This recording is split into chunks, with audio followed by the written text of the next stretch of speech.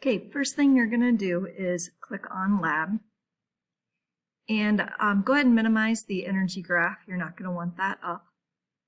And over here, there's a few things that you might want to select. Select displacement. And you can also kind of play around with the mass equilibrium and kind of see what that means. There's a movable line here if you find that. Please do not use the period trace at any time. That's not a real life thing. You see you can change the acceleration due to gravity. For right now, we'll be keeping it on Earth. And what damping does is if I put a mass on here and let it bounce, you can see that eventually it's going to stop. And if damping's on lots, it's going to stop a lot faster. And if damping's at none, it'll actually never stop. So damping on your paper, it used to be called friction, and they changed the name to damping. Same thing up here where it says spring constant. That used to be called the softness of the spring, and they changed that up to spring constant. So first of all, you are going to pick the spring constant or softness of the spring, and I'd like you to do this based on your birthday.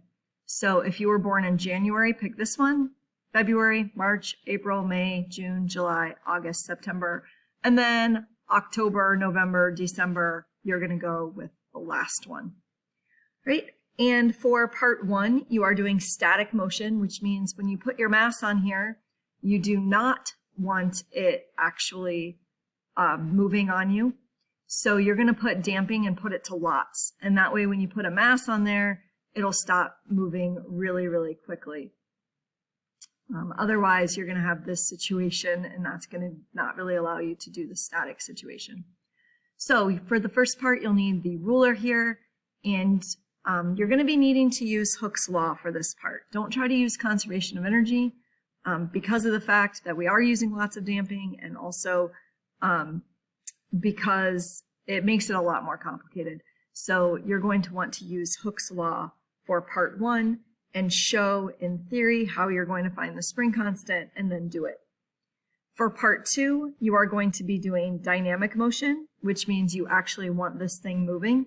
So you are going to need to set damping to none so that the spring does actually bounce in this case. You're going to need your stopwatch because you're actually going to be measuring the period. And you may want to put it in slow motion time. That's going to make it a lot easier to measure the period. But make sure you're measuring, maybe multiple periods and dividing in order to get better answers. For part 2, when you're finding the unknown mass, you may pick either the red or the blue, and you are going to show your work and show how you are able to determine the mass.